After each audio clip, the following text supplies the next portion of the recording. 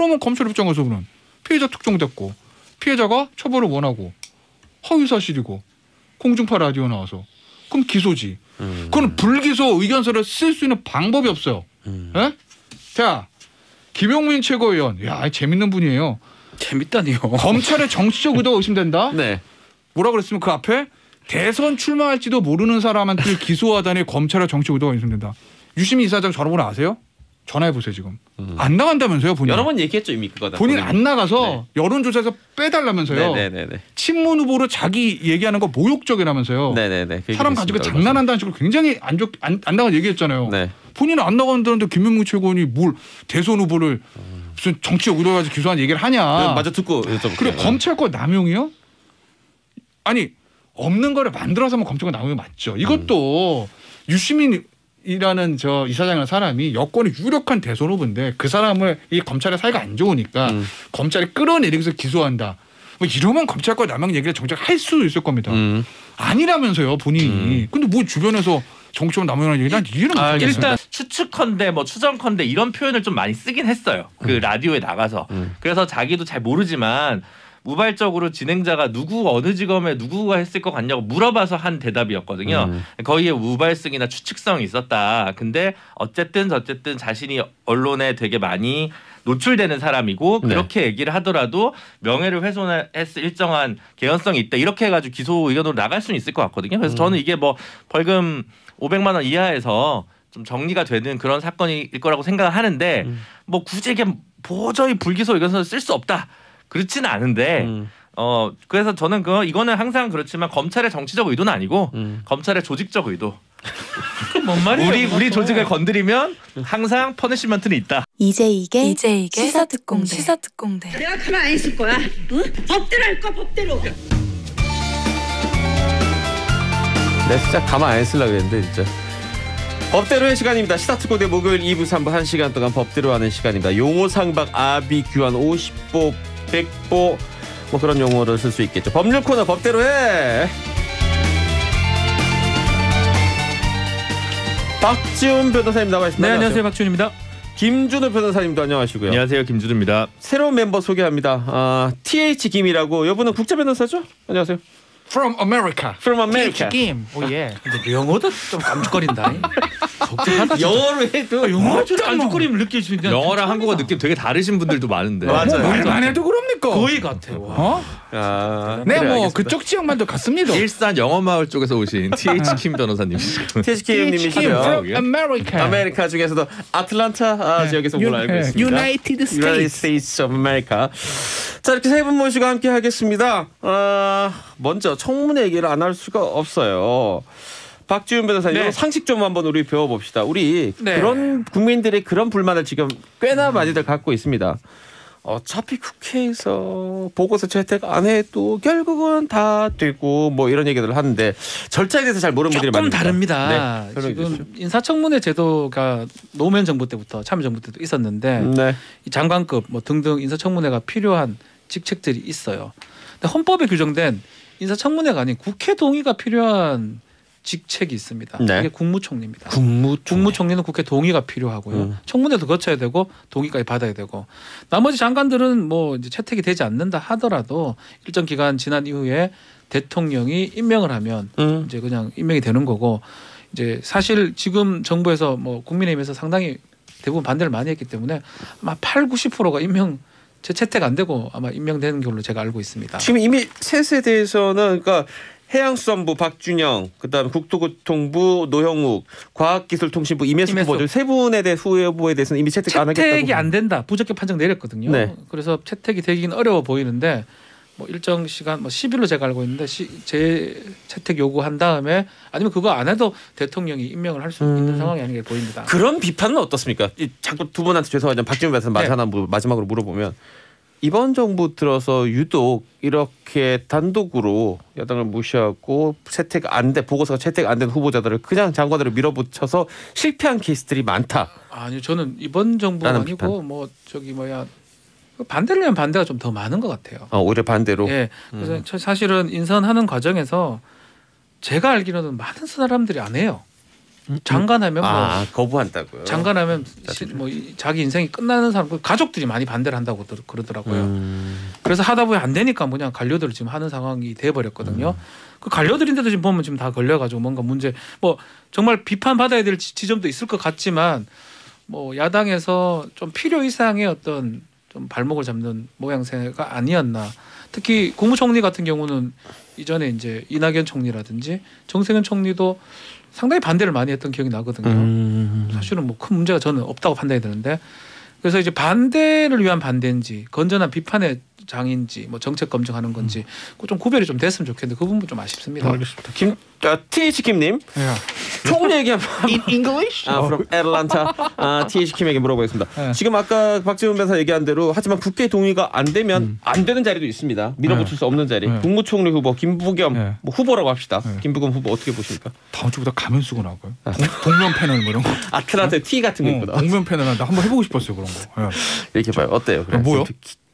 이 집중 안 하고 자기 프로그램 아니라고 집중 안 하고 총리 후보 김부겸 후보 지금 어떻게 보시냐고요? 지금 여러 가지 몇 가지 의혹들이 있잖아요. 뭐 그게 뭐 자동차세 좀 덜 낸 거 있고 뭐 이것저것 얘기는 좀 있어요. 보면 라임 부동산 펀드 있고 근데 이제 김부겸 총리 후보자 같은 경우에는 행정자치부 장관 할 때 행정안전부 행정안전부죠. 행정안전부 장관 할 때 이미 통과가 됐었거든요. 물론 그때는 국회 동의를 받아야 되는 건 아니지만. 그렇기 때문에 그리고 대구 출신의 어떻게 보면 대통령 입장에서 보면 화합형 총리로 발탁을 한 거라고요. 정치인 출신이긴 하지만 돌파형 이런 컨셉이 아니라 그리고 사실 정치도 어떻게 보면 지금 야당의 전시를 한나라당에서 먼저 시작했지 않습니까?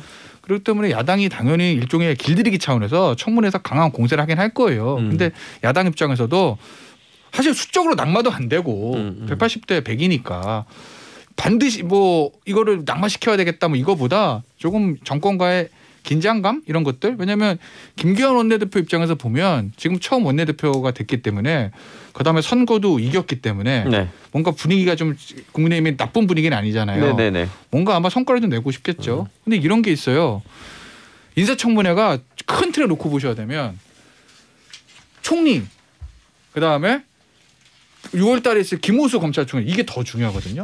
여권과 청와대 입장에서는 관료 출신의 내부 승진한 그 케이스인 장관 후보자들보다 오늘 하는 총리 6월에 있을 검찰총장 훨씬 중요하단 말이에요. 근데 이게 참 선거가 희한한 건데 만약에 선거에서 이번에 여권이 이겼으면 그냥 쫙 갔을 거예요. 야권의 반대도 힘도 안 먹히고. 근데 지금 선거가 이겼다는 거예요.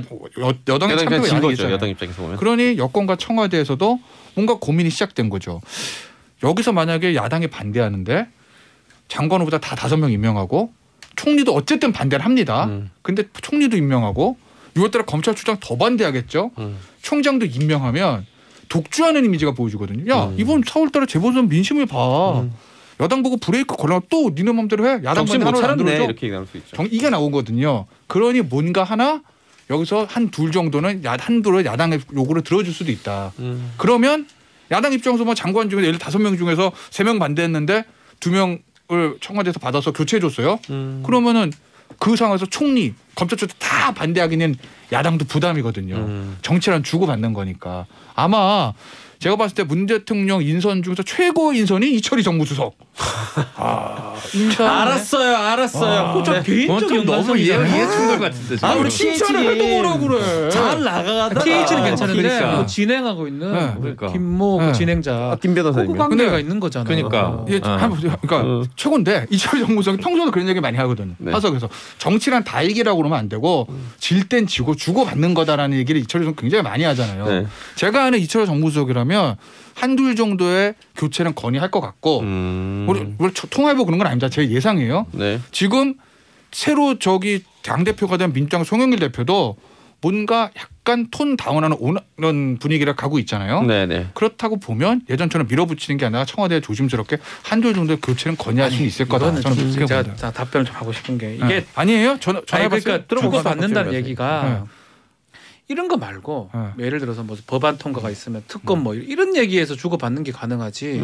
그리고 정권 초의 인사 부분인데 상당히 좀 강한 어떤 인물, 야당이 부담스러워하는 인물 뭐 그런 때 가능한. 지금 다 그만한 사람들이에요. 이거 뭐 모짜란 말입니까? 뭐 할 때마다 이 관료들이에요. 아무것도 아니에요. 뭐 관료. 아무것도 아닌 건 아니죠. 그런 의미가 아니고 정치적으로 할 수 있는 사람들이 국토교통부 장관인데 정치적으로 뭘 할 수 있는 정책적으로 뭐 큰 하자가 있다. 정무적인 힘은 없죠. 네, 사실은. 그런 사람이라면 네. 이런 거를 주고받고 한다는 건 저는 사실은 이해할 수 없습니다. 근데 생각해보면 난 이런 건 있어요. 솔직히 딴 건 내가 모르겠는데 보는 사람마다 충고 후보자에 대한 호불호는 달릴 수 있고 판단 다를 수 있는데 네네. 영국에서 샹들리에 8개 가져왔는데 그 집 방 4개라면서 아파트. 집에 달라고 그랬습니다. 그럼 방 안에다 2개씩 달라고 그랬어? 그건 좀 너무. 그거는 저도 좀 이상한데요. 그러니까. 지금 그거 하고 그게 약간 저는 그런 느낌이 있는데 그게 이제 그 벼룩시장 파리나 런던 가면 뒤집어진대요. 이태원이나 논현동에서 같은 가격으로 살 수 없는 물건이 이만큼 있는 거지. 근데 훨씬 싸 가격에. 그럼 1년 이상 살다 오면 그 컨테이너에 크게 묻지 않잖아요. 그럼 요거를 몇 세트를 더 사면 주변 지인들한테 뭐 얼마에 좀 붙여서 팔아도 자기 것 뭐 도자기 몇 세트 가격은 나와. 샹들리에도 한 두세 개 여벌로 가질 수 있어요. 이렇게 하고 하나 주고. 아니 그러니까 그걸 노린 거라니까. 이게 테크야 테크. 근데 이제 테크. 사업적으로 밀수라기보다 왜 그런 거 있잖아요. 이렇게 뭐 나가서 면세점에서 가방 한두 개 사면 이게 비행기값 뽑는다 이런 이제 세간의 그건데 고위공직자의 작태로 이거 어울리지 않죠. 이게 일반 상사 주재원이 이런 일들 제가 볼 때는 좀 이렇게 저렇게 많이 했을 겁니다. 이런 일들이 많이 벌어졌을 것 같은데 전혀 보기도 안 좋고 그러면 사실 세 분 중에서 제일 좀 안 좋긴 한데 그러니까 저는 저 같으면 선제적으로 김태현 변호사님 말씀한 대로 한 명 내려도 괜찮을 거라고 생각하는데 네.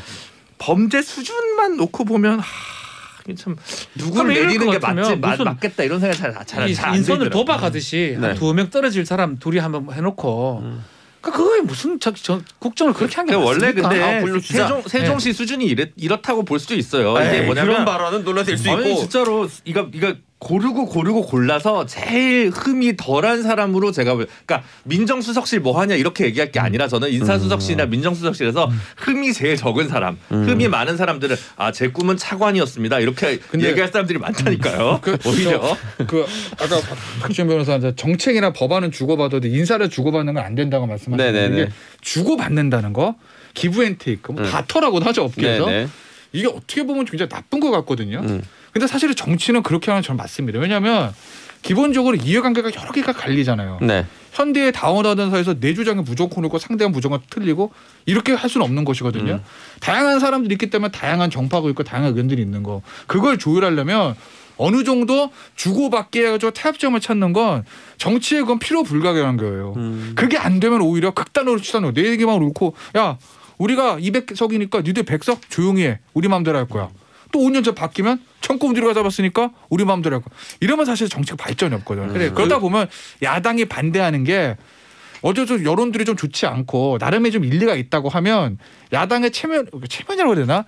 정치를 원활하게 하기 위해서 더 큰 거를 얻기 위해서 일부는 양보하는 거는 좀 정치에 건 필요 불가능한 거예요. 그건 설사 보수 정권이 정권에 잡아도 마찬가지잖아요. 뜻인지 아는데 왜 인사에서 이거를 하느냐.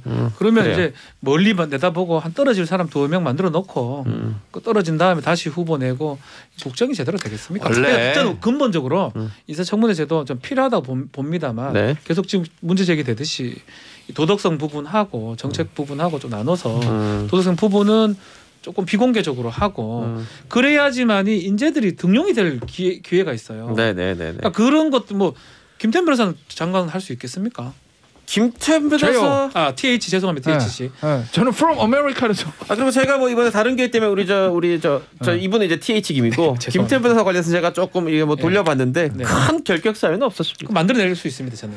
그런 거 하지 마세요. 똑같다는 거예요. 똑같다는 거예요. 저는요 제 결격사 이미 다 공개적으로 얘기했어요.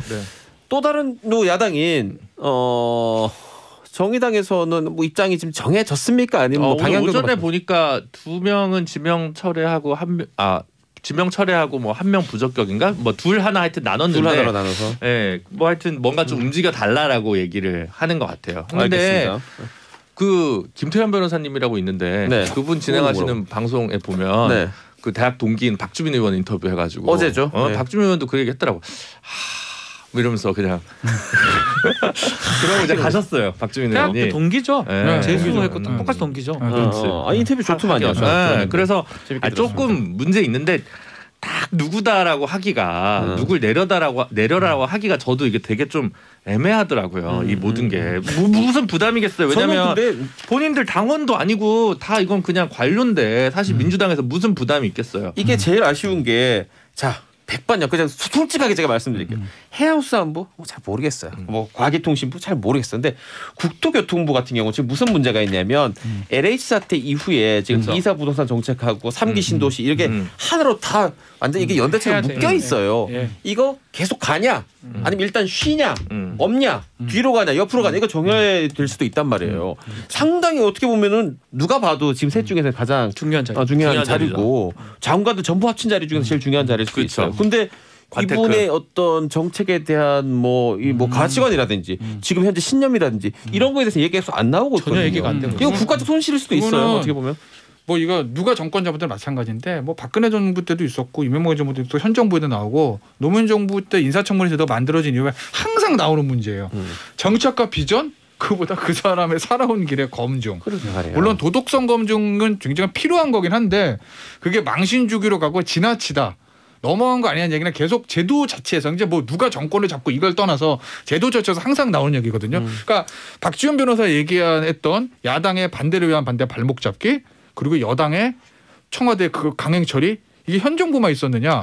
전 정부도 있었어. 그러니까 그게 이제 숫자의 차이는 있는데 뭐 숫자 뭐 우리는 뭐 5명 했으니까 되고 니들은 10명 했으니까 안 되고 이런 문제가 아니라 항상 그 있었던 문제고 다음에 정권이 바뀌어도 또 똑같은 얘기가 나올 거거든. 그러니 좀 인사청문회 제도를 저는 좀 현실화할 필요는 있다. 까놓고 얘기해서 야당의 반대 미국처럼 상원 인정 인사청문회 통과하지 못하면 인준을 못하게 하든지 야당은 반대하는데 대통령은 제도 자체를 임명해놓고 해놓으면 그거 좀 하나만 하는 거고. 그렇죠. 그리고 망신 주기 뭐 가족 신상 털고 이런 것들도 도덕성 검증 비공개로 하자는 얘기도 있잖아요. 그래서 그것도 좀 검증될 저는 해둘 필요가 있다. 또 하나 조금 더 얘기해서 이해 충돌 법안들 지금 통과가 됐습니다. 국회법도 바꾸고. 네. 지난주가 지난주. 그거랑 맥락으로 봤을 때는 공무원하기가 진짜 어려워집니다 앞으로는. 그 법안이 이제 일반화된다고 가정했을 때, 그러니까 뭔가 상황상 봤을 때는 저는 이제 아무도 공무원 특히 안 날 것 같아요. 아니라니까 꿈이 차관인 분들이 그러니까 늘어난다니까. 딱 그까지만. 차관까지. 이 정도 검증은 내가 부담스럽다. 고검증까지만 받는 사람. 네. 지금 보면 이 김부겸 후보 국무총리 후보에 대해서 얘기하겠습니다. 많은 분들이 그 얘기를 해요. 오케이 뭐 몇 번 실수할 수도 있고 잘못할 수도 있지 몇 번은. 근데 32차례 32번이나 자동차세 과태료를 이것도 체납이에요. 그러니까 그냥 자동차세 뭐 기한 끝난다고 바로 압류 들어가는 게 아니잖아요. 과태료 과속딱지 끄는 거 한 번 벌금 안 냈다고 바로 압류되지 않습니다. 여러 번 계속 안 내야 이게 압류가 되는데 그런 식으로 압류된 게 지금 32차례라는 거 아니에요. 이 정도면은 이거는 법을 지켜야 되는 국무총리로서 시민들한테 법을 지키라고 얘기할 수 있나? 이런 얘기 비판 어떻게 보십니까? 본인 이제 해명은 이게 본인 차는 아니고 뭐 회사차로 얘기를 하더라고요. 회사차라서 관리를 좀 못했다. 많긴 좀 많아요. 많긴 해요. 32번은. 뭐 대여섯 차례도 보통 없거든요. 저는 한 번도 없는 것 같습니다. 저 대부분 없죠. 모르겠어요. 아니 뭐냐면 이제 벌금 안 내면 계속 안 내면 계속 쌓이고 해가지고 과태료 나오고 뭐 이런 것들을 지금 세금 나온 거 다 안 했다라는 거거든요. 그러니까 정말 확인을 저는 좀 소홀히 했던 것 같아요. 본인도 너무 지금 그 부분에서는 뭐 잘못했다고 얘기를 하고 있고 뭐 이제 이걸로 제가 뭐 보호하거나 비호할 수는 없을 것 같고 어쨌든 간에 어떤 기본적인 부분에 대해서는 뭐 좀 잘못된 부분은 정책은 어떻습니까? 지금 얘기 나온 거 보면 한 두 가지 정도가 이제 입에 많이 오르내리는데 군 복무자 혜택 주자고 하면서 이제 호봉가산 얘기를 하고 있고 이재용 사면 관련해서는 자기 주장보다는 재계 의견을 모아서 전달하겠다 그랬는데 이 전달하겠다는 얘기 자체가 그렇죠. 좀 힘을 실어준 얘기 아닙니까? 두 가지가 이제 약간 협치적인 부분하고 2030 그 특히 이대남이라 그러죠. 네. 20대 남성들한테 조금 어필할 수 있는 얘기를 하는 것 같습니다. 특히 뭐 이재용 사면 같은 경우는 이게 협치의 뭐 수단이라고 제가 보기엔 저는 개인적으로 그렇게 보진 않지만 그럴 가능성이 아마 있다고 판단한 것 같고 또 군 복무자 같은 경우는 20대 남성하고 직결되는 부분들이거든요. 그래서 그런 얘기들을 지금 하면서 정책적 부분 이 두 가지가 핵심적인 내용으로 좀 보입니다. 그래요. 지금 많은 댓글들이 있고 이대남 관련해서는 우리 TH 김님한테 여쭤봐야 되겠지만 사실은 이 중에서 그나마 그래도 좀 가장 연령으로 보나 뭘로 보나 우리 좀 젊은 남자들하고 좀 이렇게 이게 많을 것 같아요. 김준호 변호사의 의견도 궁금합니다. 왜냐하면 지금 김부겸 후보도 그렇고 다들 얘기하는 게 앞으로 대선 주자들도 그렇고 정말 20대 남성 눈치를 봐야 된다는 표현은 좀 그렇습니다만 신경을 많이 쓰고 있는 것 같더라고요. 전 세계적으로 보면 제 나이 때부터 윗세대보다 가난하대요. 실제로 소득이.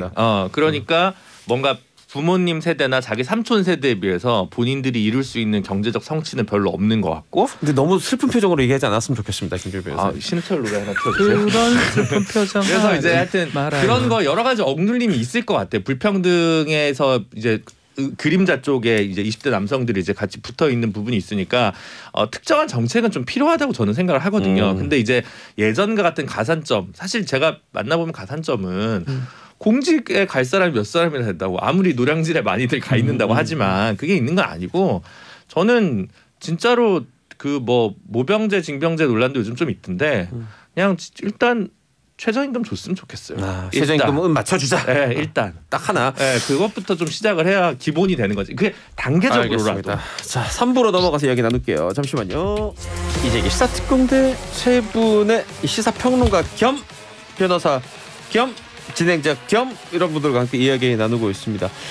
지금 우리 이 장관 그리고 총리, 국무총리 후보자들 인사청문회 얘기를 하고 있는데 김혜영 대원께서 야 이거 LH 직원들 썩었다고 손가락 할 것도 안 되는 게 더 윗사람들도 이런저런 거 다 저러고 있는데 밑에 사람들 보기에는 야 우리 안 그러면 손해보는 거야 우리도 해야지 이런 식으로 분위기가 뭐 틀린 말은 아닙니다.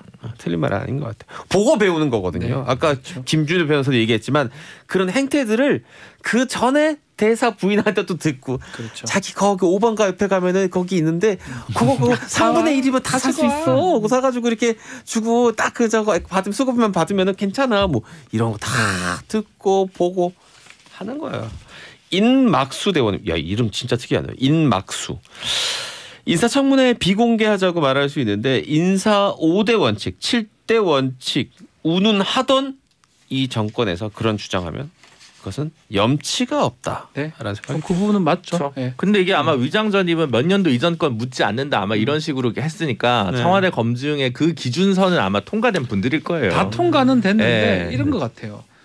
최저 수준이 있을 거예요. 그거는 다 통과를 했을 것 같습니다. 최저 수준. 예, 그것을 통과하지 못한 사람을 뭐 후보자에 올리진 않았을 것 같고 제가 계속 제가 몇 번을 들었거든요. 하마평이 올랐거나 아니면 제안을 받았거나 제안을 받아서 검증 과정에서 낙마하는 사람들도 있고 자체 검증 과정 당해서 그 검증을 이제 민정이나 인사에서 하니까 당해서 하겠죠. 예. 검증 과정에서 본인이 체크하다가 낙마되는 경우도 있고 같이 검증하다 낙마되는 경우 있고 아쉬운 거는 정말 많은 인재들이 좀 탈락되는 부분이 뭐 이거는 저는 인사 원칙을 뭐 얘기를 했기 때문에 지켜야 되는 건 맞습니다. 앞으로 조금 이 부분을 좀 융통성 있게 해가지고 이건 뭐 국민의힘이 집권하 어디가 집권하든 간에 제대로 된 인재가 일을 하는 건 그거는 다 공감하는 부분이잖아요. 네네네. 좀 혹시나 이런 어떤 제도 때문에 인재가 일을 못하는 경우가 생기지 않나 이런 부분이 계속 저는 요새 와닿습니다. 이런 말하면 욕먹을 수도 있지만 저는 하게 될 일과 연관성도 어느 정도 또 필요한 네, 것 같아요. 맞습니다. 그 부분도 그냥 더 중요하죠. 저 객관적으로만 그냥 객관 좋은데 네. 객관도 좋지만 네. 내가 이를테면 교통부 장관 후보자다 이러면 적어도 부동산 문제만큼은 어느 정도 깨끗해야 되는 거예요. 깨끗해야죠. 내가 교육부 총리로 간다 이러면 위장전입 맞아요. 같은 경우 맞아요. 조심해야 안 돼요. 하는 게 좋고요. 네. 그런 식의 약간씩 국방부 장관인데 군대를 안 갔다. 그건 문제가 되죠. 그런 경우는 없습니다. 근데 사실 인양반이. 그 오히려 민간화 때문에 군대 안 갔다 온 사람 아니면 여성이든 누구든 국방부 장관은 오히려 군인 출신이 아니어야 된다는 언제 한 번은 주장도 좀 있긴 저는 있어요. 언제 한 번은 네. 우리나라도 네. 여성이나 군하고 관계 없는 사람이 국방부 장관 우리 네. 저기 미국에 저 누구죠? 좋습니다. 뭐 그것도. 미국은 그런 게 있잖아요. 네, 있어요. 국무장관. 컨트롤. 네. 뭐 곤돌레스 라이자 예, 말하는 그런 거예요. 거 좀 했으면 좋겠어요. 그건 국무장관이고. 어쨌든 국방부가 아니잖아요. 어쨌든 그 그 군부잖아요. 우리나라는 지금 거의 뭐 그 장군 출신, 특히 포스타 출신들이 나중에 참모총장, 합참의장, 국부장관 많이 하거든요. 우리는 그냥 육군 출신이 아닌 사람이 장관하면 그게 개혁인 수준이죠. 아직은. 네. 해군 출신 한번 했을 때 윤광웅. 네. 다른 얘기 해보겠습니다. 자, 이분은 TH 킴이 아니고 DH 한입니다. 한동훈 검사장 명예훼손했다는 혐의로 유시민 이사장이 기소가 됐습니다. 요거 일단 팩트 체크부터 김준호 변호사님 어떤 상황입니까? 2019년 12월에 그 유시민 이사장이 노무현재단 방송 알릴레오에 나와가지고 검찰에서 노무현재단 계좌를 좀 들여다본 것 같은 정황이 있다. 자기 계좌도 들여봤던 것 같고 자기 배우자 계좌까지 볼 가능성이 농후하다. 이런 얘기를 했었어요. 했다가 해가 바뀌어서 2020년 6월이 돼가지고 M본부 라디오 프로그램에 나가서 내 걸 들여다봤다. 누가 했을 것 같습니까? 라고 진행자가 물어보니까 한동훈 사단이 하지 않았겠냐? 뭐 이런 식으로 뭐 정확히 알 수는 없지만 이런 말은 좀 더 추측컨대라는 얘기는 좀 달았었는데 어쨌든 크게 보면 이제 한동훈 검사장을 좀 저격하는 듯한 발언, 특정하는 듯한 발언을 했고요. 그 후에 올 초에 자기가 1년 후에 들여다봤는데 1년 후에는 통보를 이내를 하게 돼 있는데 통보가 없었고 그래서 자기가 좀 확인되지 않은 얘기를 한 것 같고 사과드린다라는 공개 사과문을 발표를 했습니다. 이제 그런 상황이었으나 이후에 이제 한동훈 검사장은 민사로 이제 5억 손해배상을 이제 소송을 유시민 이사장한테 걸었고요. 형사는 이게 명예훼손죄인데 본인이 고소했다는 얘기는 없고 그럼 누군가 이제 고발했다는 건데 어쨌든 최근에 검찰이 유시민 이사장을 기소 의견으로 송치를 했고 한동훈 검사장은 이게 반의사 불벌죄인데 처벌 불허는 없다. 처벌해달라는 의견을 검찰에 제출한 것으로 보도가 되었습니다. 제가 좀 얘기를 좀 그 라디오가 제가 있었습니다. 예. 네. 그 라디오 역사 현장에. 역사 현장이라고 뭐 하긴 같이 있어. 나 그 생방으로 들어오는데 같이 없었는데. 패널로 같이 있어요. 패널로 앞에 있었어요? 네. 조용히 있었구나. 어땠습니까 그때? 같이 걸릴 뻔했네 잘못하면. 뭘 같이 걸려요? 추측컨대라는 근데 사실 이런 게 있었거든요.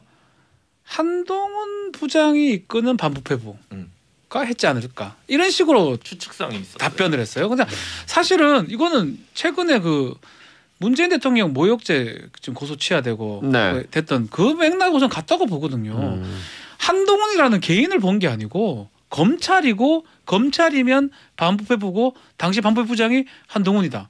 이렇게 맥락으로 보면 검사 반부패부장 한동훈을 얘기하는 거지 한동훈 개인을 지칭했다고 보기 어렵잖아요. 그렇다면 기소 굳이 안 해도 되거든요. 국가기관이 뭐 명예훼손죄 대상이 되는 것도 아니고 좀 그런 맥락에서는 굳이 이걸 기소를 할 필요가 있냐. 사실 이런 부분이 있어요. 중간에 본인이 사과를 했는데 사과를 또 인정하는 것까지 또 포함을 할 수 있다고 보면 유시민 이사장도 이미 한동훈이라는 개인에 대해서도 이렇게 어쨌든 간에 그렇다면 강력한 힘을 갖고 있는 검찰에서 정무적으로 봐서도 굳이 이걸 기소까지 할 이유가 있냐. 그래서 그런지 지금 민주당 초선 의원이지만 굉장히 기사에 또 많이 등장하는 김용민 최고위원. 검찰의 정치적인 의도가 의심된다. 그리고 추미애 전 법무장관도 검찰권 남용이라고 얘기했습니다. TH 김 어떻게 보십니까? 미국에서 이거 어떻게 봐야 됩니까? 어메리카세요? 아메리카 아니었는데. 이거 읽어드려도 돼요? 1842대 뭐라고 합니까? 라디오 진행 맡으셨다가 너무 조용하시네요. 김 변호사님 답지 않아요. 30분이 지났고 오후 1시가 넘었기 때문에 예열이 좀 됐습니까? 예전 버전으로 한번 돌아가 볼까요? 아이템도 아이템이닌 만큼 의견 듣고 싶습니다. 어떻습니까? 이거를 기소를 안 할 이유가 없죠. 당연하다 기소하는 것이. 무슨 근거로 기소를 안 해요? 그렇잖아요. 예를 들어서 보세요. 본인이 인정했어. 허위사실이라고. 사과도 했어요. 인정하고 사과했죠. 인정 사과했어. 허위사실 포의 명예훼손 맞아요.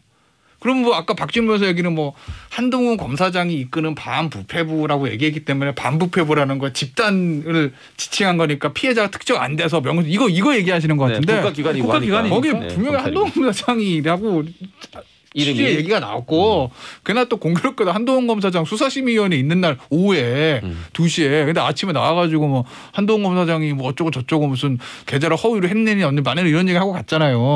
그러니까 그거는 다분히 명예훼손적 고의가 있다고 볼 수가 있죠. 사는 방법 딱 하나였어요. 유시민 이사장 입장에서 보면 내가 그렇게 한 이유는 근거를 대면 그런 거 허위 사실을 내가 사실이라고 믿을 상당한 이유가 있었다. 누가 들었다거나 그러면은 뭘 봤다거나 이런 식으로. 한동훈 검사장 위치상 공익성은 있으니까 그럼 무죄거든요. 불기소거든요. 그럼 예를 들어서 사실은 내가 그때 법무부에서 얘기를 들었다. 대검에서 나한테 이 사장님 한동훈 검사장에게 계좌 들여다 못합니다. 그래서 내가 그렇게 얘기한 거다. 문제가 있다고. 그런 근거를 대면 괜찮을 거예요. 근거가 있는데 안 된 건지 없는지 전 모르겠습니다. 네. 어쨌든 그걸 얘기를 안 한 것 같아요. 못한 건지 안 한 건지도 모르겠어요. 그러면 검찰 입장에서는 피해자 특정됐고 피해자가 처벌을 원하고 허위사실이고 공중파 라디오 나와서 그럼 기소지. 그건 불기소 의견서를 쓸 수 있는 방법이 없어요. 예? 자, 김용민 최고위원, 야 재밌는 분이에요. 재밌다니요. 검찰의 정치적 의도가 의심된다. 네. 뭐라 그랬으면 그 앞에 대선 출마할지도 모르는 사람한테 기소하다니 검찰의 정치적 의도가 의심된다. 유시민 이사장 전화번호 아세요? 전화해 보세요 지금. 안 나간다면서요 본인. 여러 번 얘기했죠 이미 그거다. 본인 안 나가서 여론조사에서 빼달라면서요. 네네네. 친문 후보로 자기 얘기하는 거 모욕적이라면서요. 네네네. 사람 가지고 장난한다는 식으로 굉장히 안 나가 얘기했잖아요. 네. 본인은 안 나간다는데 김명무 최고원이 뭘 대선 후보를 무슨 정치적 의도 가지고 기소한 얘기를 하냐. 마저 듣고 여쭤볼게요. 그리고 검찰권 남용이요? 아니 없는 거를 만들어서 하면 검찰권 남용이 맞죠. 이것도 유시민이라는 저 이사장이라는 사람이 여권이 유력한 대선 후보인데 그 사람을 이 검찰의 사이가 안 좋으니까 검찰이 끌어내리기 위해서 기소한다. 뭐 이러면 검찰권 남용 얘기를 정작 할 수 있을 겁니다. 아니라면서요 본인이. 근데 뭐 주변에서 정치권 남용이라는 얘기 난 이해를 못하겠어요.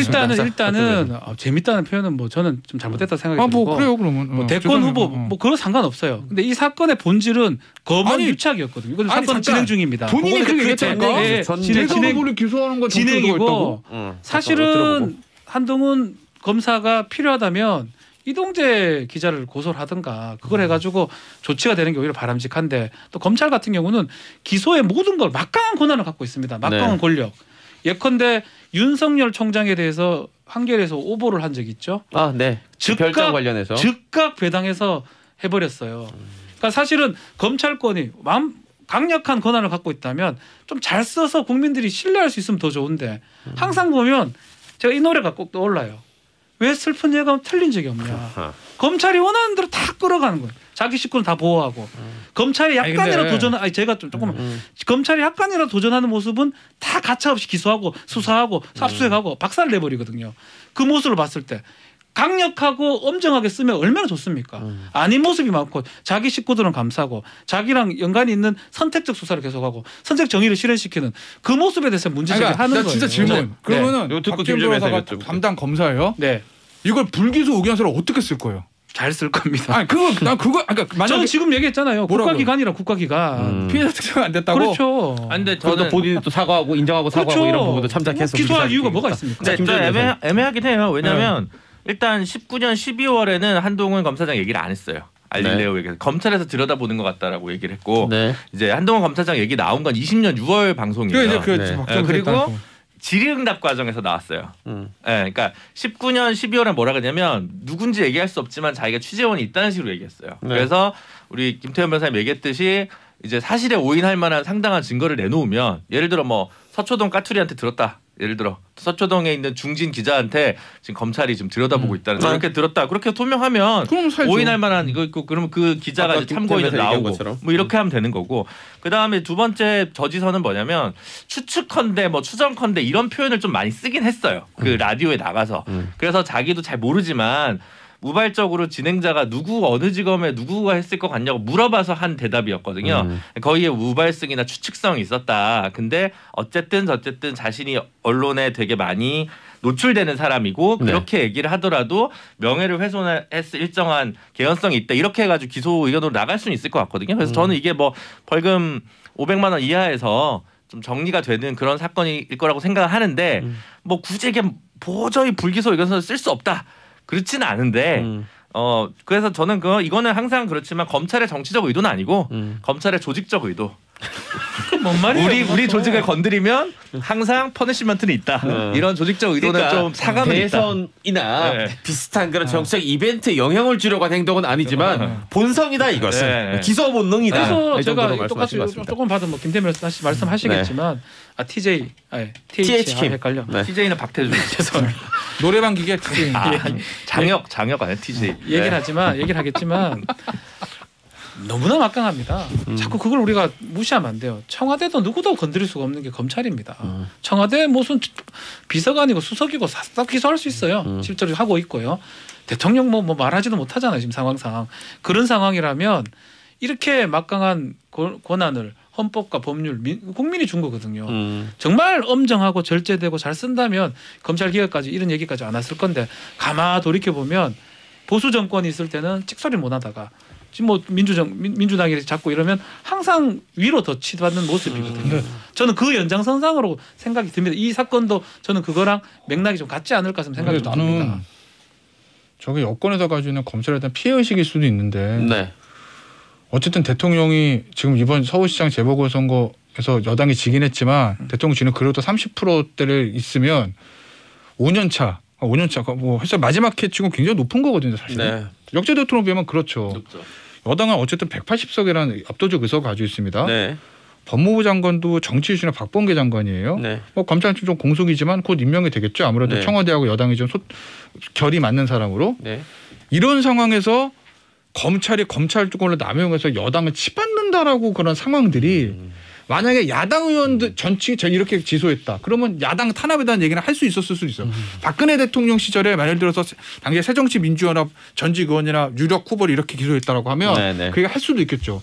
근데 180석을 가지고 있는 여당이 검찰에 대한 인사권을 가지고 있어서 좌지우지할 수 있잖아요. 인사권을 가지고. 그런 상황에서 이거 기소했다고 검찰권 남용이고 검찰이 여당을 해하려고 그러고 치받고 조직 저항이고 이렇게 말하는 상황이 되나? 그게 이상하게 보이는데 유시민 이사장은 아까도 얘기했지만 본인이 사인이라면서요. 네. 본인이 잘못 인정한 거잖아요. 이거 구속될 만한 죄도 아닙니다. 말 그대로 그냥 벌금형 내고 마는 거예요. 물론 좀 불명예스럽긴 하겠죠. 네. 그러면 끝날 일을 이걸 무슨 뭐 검찰권 남용이다. 검찰의 정책 의도가 의심된다라고 해서 판을 키우면 이게 과연 여권에 도움이 되나? 추미애 장관이나 김용민 최고위원은 본인의 정치적 브랜드를 검찰 대학 좋게 말하면 검찰 개혁, 네. 나쁘게 말하면 검찰과 대립을 자기네 정치적 브랜드로 삼은 것 같아요. 그렇기 때문에 본인들한테는 정치적으로 뭐 플러스가 있을 수도 있으나 전반적으로 여권 전체로 봐서 이게 도움이 돼요? 이 부분은 정무적인 이해를 못하겠어요. 해석인데 어느 정도 동의할 수 있지 않습니까? 어떻게 약간은 뭐 TJ TJ 김 말이 틀린 말은 아니라고 저는 얘기는 공감되는 부분도 있지만 기본적으로 지금 검찰이 수사하는 게 뭐 다는 아닐 수 있습니다. 검찰 개혁 지금 검찰 개혁도 생각이 다를 수 있으니까 현 정부가 추진하는 그 방향하고는 반대가 되는 것 같아요 계속. 그러니까 야당 인사는 수사가 뭐 좀 느긋느긋 아니면 안 되던 경우가 되고 여당의 심장부는 제가 봤을 때는 이게 어떻게 사건이 될까 할 정도의 사건을 부풀려 가지고 계속적으로 기소한다고 하고 압수수색하고 이런 모습이 계속적으로 반복되고 있거든요.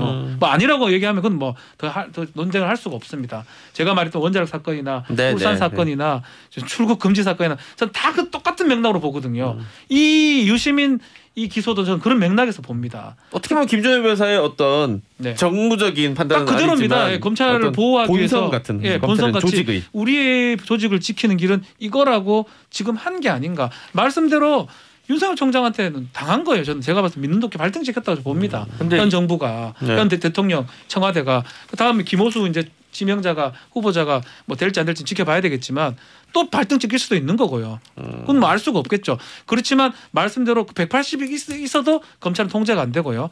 집권을 하더라도 통제가 안 됐습니다. 말씀대로. 저는 이제 김태현 변호사님 얘기의 고언 중에 일부를 비슷한 얘기를 제가 그저께 방송에서 했는데 본인이 추 전 장관님은 이 얘기 들으셔야 돼요. 추 전 장관님이 진짜로 큰 그림을 꾸고 계시면 꼭 있을 것 같아요. 검찰 개혁에 더 이상 부박당하지 마시고 좀 그거는 좀 사이드로 빼고 본인이 얘기했던 뭐 헨리 조지 토지 정의하면 부동산 정책이나 그런 거 중심으로 새로운 이야기를 하셔야지 자꾸 옛날 추윤 갈등을 기억을 소환하는 건 여당 전체한테도 안 좋고 본인도 되게 뭐랄까 특정 분야에만 좀 매몰된 정치인으로 하락할 수 있거든요. 그래서 저는 이번 사태에 대해서 추미애 전 장관이 굳이 그거를 포스팅을 해가지고 김용민 최고위원은 최고위원급이기 때문에 조금 더 다를 수는 있는데 추미애 장관이 굳이 큰 꿈을인데 이런 적극적 공격수 역할을 굳이 자임해가지고 하는 거는 본인한테 별로 플러스가 아닌 것 같다. 그리고 요새 검찰이 이런 고민이 이거는 정권이 바뀐다 하더라도 마찬가지일 건데 검찰권 남에서 터는 거 있잖아요. 잭대를 털어볼까? 왜 또 그런 예를 들어서 한번 보자. 탈탈 털고 이제 인지서 막 별관하는 거 있잖아요. 그게 아니라 박준규 변호사 고소했어. 잭대에 대해서. 보니까 빼박이야. 이거 어떻게 덮을 방법이 없는 거라.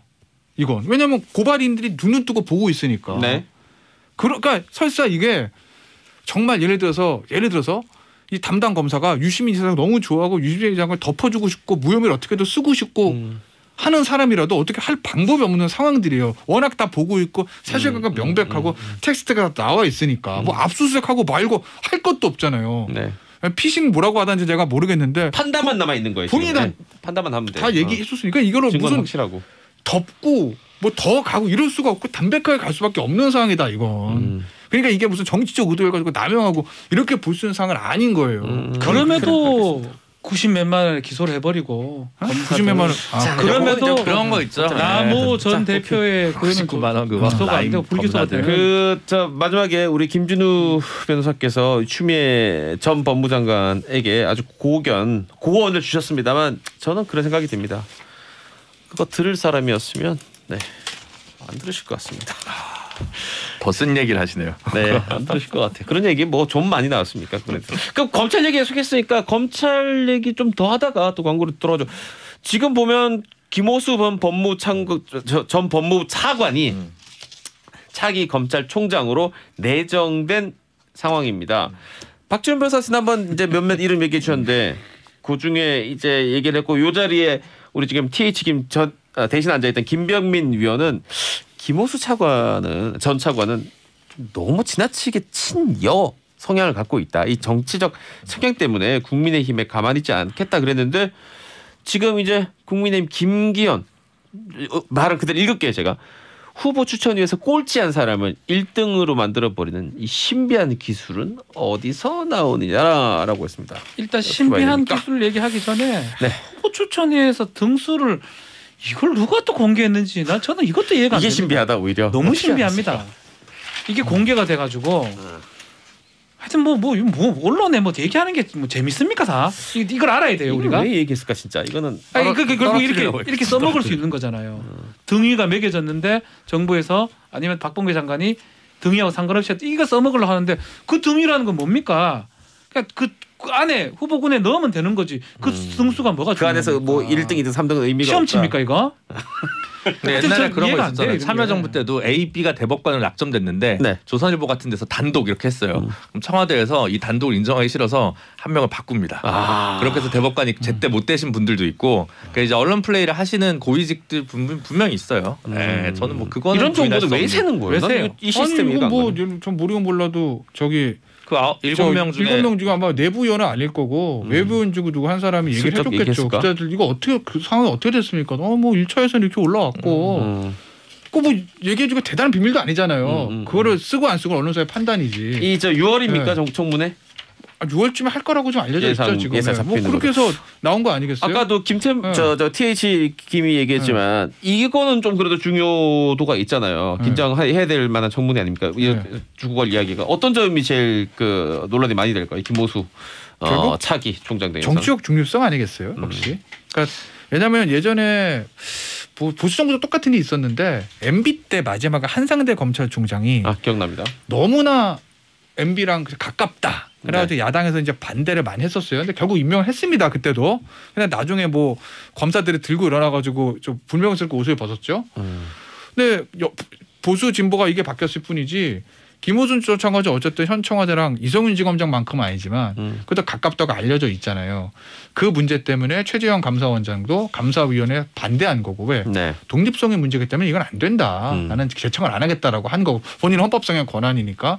근데 그런 사람이 어떻게 보면 더 정치적 중립성이 요구될 수도 있는 검찰총 하는 게 맞느냐라는 야당의 반대 지적의 포인트는 저는 뭐 이런 일리 있다고 봅니다. 다만 청와대 입장에서 김호수 전 차관을 총장에서 빼고 싶지는 않을 거예요. 이건 못할 거예요. 아마도 인사청문회 가지고 너무 어떻게 방어가 안 되는 개인적인 비리가 나오지 않는 이상 청와대 이건 그냥 갈 겁니다.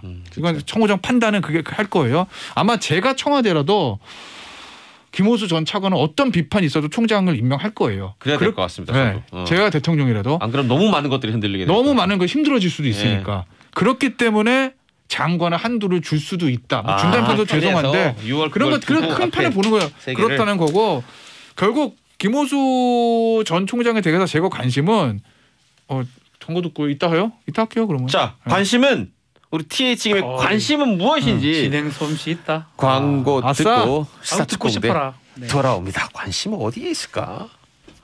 자 우리 TH 김 네. 관심사 네. 얘기 안 했습니다. 광고 듣기 전에 어디에 네. 관심을 두고 있습니까? 한국말로 번역해서 드릴게요. 말씀드릴게요. 이게 이런 거예요. 임명된다고 전 봐요. 네. 청와대에서 무조건 할 겁니다. 김호수 이제 검찰총장이 됐다. 전 이해하는 측면이 있어요. 그 부분에 오케이. 대해서. 대통령 퇴임하기 전까지는 김호수 총장 총장. 임명되면 전 정권과 궤를 완전히 맞춰서 갈 겁니다. 네. 근데 만약에 내년에 다음에 정권이 바뀐다고 가정을 하고 말씀드리면 네. 차기 정부가 들어왔을 때 뭐 항상 전 정부의 것들이 문제가 되잖아요. 네네. 그때 과연 김호수 총장이 임기 1년 남았을 때 어떤 선택을 할 거냐. 계속 방어막을 쳐줄 거냐. 아니면 그냥 아유 귀찮아 옷 벗고 나갈 거냐. 아니면 싹 태세 전환을. 태세 전환인지 보고 그냥 원칙대로 쓸 수도 있고 강하게 수사를 할 거냐. 그게 이제 포인트인 거죠 내년. 근데 그 정도 바뀌는 가정하면. 관찰 그거는 한데 우리 정치적 중립성 논란 나와서 얘기하는데 저는 그거랑 별개로 원래 이성윤 중앙지검장 하면 안 된다고 계속 그때 지난 시간에 얘기했잖아요. 밝혔죠. 계속 의사를. 얘기했고 네. 김호수 차관은 저는 정치적 중립성 논란이 과다하다고 생각하는 이유가 뭐냐면 북부지검 검사장 하다가 이 정권에서 법무연수원장 고검장급으로 승진했습니다. 네. 그다음 법무부 차관했어요. 네. 그러면 수사를 안 했어 수사를. 수사를 한 게 없어. 근데 이 수사검사로. 정권에서 고검장 승진하고 차관했다고 정치적 중립성 논란하면 다 정치적 중립성 논란 차관 승진한 사람들. 따져보니 그런 그게 부분이 조금 있네요. 이거는 커리어를 과도한 따져보니. 프레이밍 아니냐라는 게 좀 저는 불만이에요. 사실관계에 뭘 좀 있어야지. 최재형 원장도 이거 왜 정치적 비중립인지 얘기를 했어야 되는데 차관했다고? 그건 좀 아닌 것 같아요. 야, 이 방송 점점 일치월장하고 있어요. 내가 보니까 인사청문회 준비된 이 얘기 딱 써갈 것 같아. 오케이, 못 써먹으려고. 세 괜찮은데? 분은 다음 주에 뵙도록 하겠습니다. 고맙습니다. 네, 고맙습니다.